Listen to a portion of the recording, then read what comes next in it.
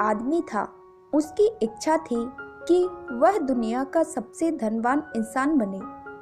इस उद्देश्य से वह विदेश गया। वहां पर उसने अपना व्यापार जमाया और मन लगाकर काम किया।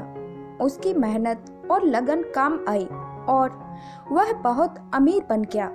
इस कार्य में जीवन के 17 साल कब बीत गए उसे पता नहीं चला। अब उसे अपने परिवार की याद आई। उसने घर वालों के लिए ढेर सारे उपहार खरीदे और घर की ओर लौट पड़ा। सेठ को रास्ते में एक ज्ञानी मिला। दोनों से एक दूसरे का परिचय हुआ। ज्ञानी ने अपना परिचय देते हुए कहा, मैंने दुनिया के महान शास्त्रों का अध्ययन करके ज्ञान के सूत्र जुटाए हैं। हालांकि वे अनमोल हैं, पर मैं उन्हें 500 स्वर्ण मुद्राओं में दे सकता हूँ। सेठ को लगा कि ये तो बहुत महंगा सौदा है, लेकिन फिर भी उस ज्ञानी से एक सूत्र खरीद लिया। ज्ञानी ने उसे सूत्र देते हुए कहा, कोई भी कार्य करने से पहले 2 मिनट रुककर सोच जरूर लेना, वरना ऐसा भी हो सकता है कि बाद में पछताते भी ना बने। सेठ ने ज्ञानी को धन्यवाद दिया और सूत्र को अपनी किताब में लिख लिया। लंबी यात्रा के बाद जब सेठ अपने घर पहुंचा, उस समय रात के 12 बज रहे थे। घर पर सारे लोग सो चुके थे, लेकिन बाहर खड़ा दरबान जाग रहा था। वह सेठ को देखकर खुशी से चीखने ही वाला था कि सेठ ने उसका मुंह बंद कर दिया और बोला, मैं अपने घर वालों को चमत्कृत करना चाहता हूँ, इसलिए चुपचाप अंदर जाऊंगा। चोरों की तरह कदम बढ़ाते हुए अपनी पत्नी के कक्ष में पहुंचा, पर अंदर का नजारा देखकर उसके पांवों के नीचे की जमीन खिसक गई। पलंग पर उसकी पत्नी एक युवक से लिपटकर सोई हुई थी। यह देखकर सेठ का क्रोध 7वें आसमान पर जा पहुंचा।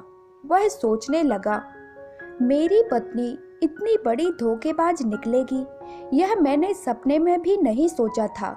अगले ही पल सेठ ने अपनी तलवार निकाल ली और पत्नी की गर्दन पर उसका वार करने के लिए हाथ उठाया, पर तभी उस ज्ञानी की बात याद आ गई।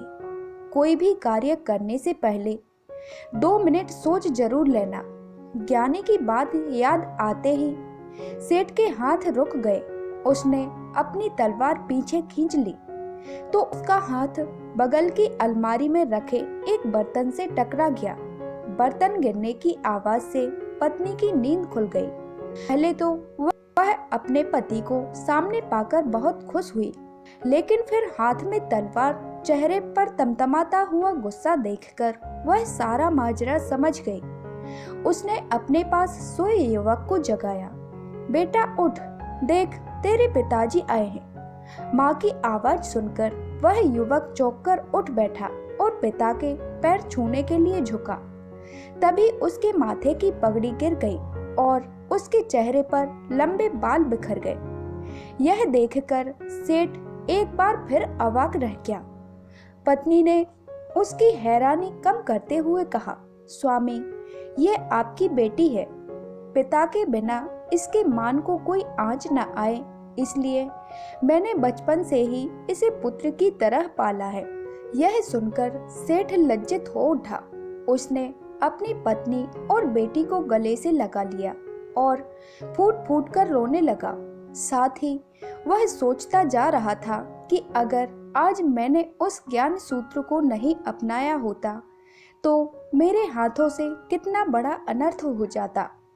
दोस्तों, ऐसे ही पल अक्सर हमारे जीवन में भी आते हैं, जब हम क्रोध के आवेश में अनर्थ कर बैठते हैं और बाद में जीवन भर पछताने के सिवा कुछ हाथ नहीं लगता।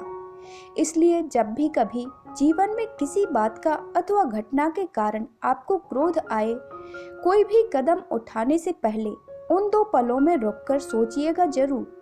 हो सकता है कि उस सेठ की तरह आपके भी हाथों से कोई बहुत बड़ा अनर्थ होने से बच जाए और आपके जीवन में उम्मीद के विपरीत प्यार के फूल खिल जाएं। अगर आपको मेरी यह कहानी पसंद आए तो प्लीज़ मेरे चैनल को लाइक कीजिए, सब्सक्राइब कीजिए एंड शेयर कीजिए। धन्यवाद।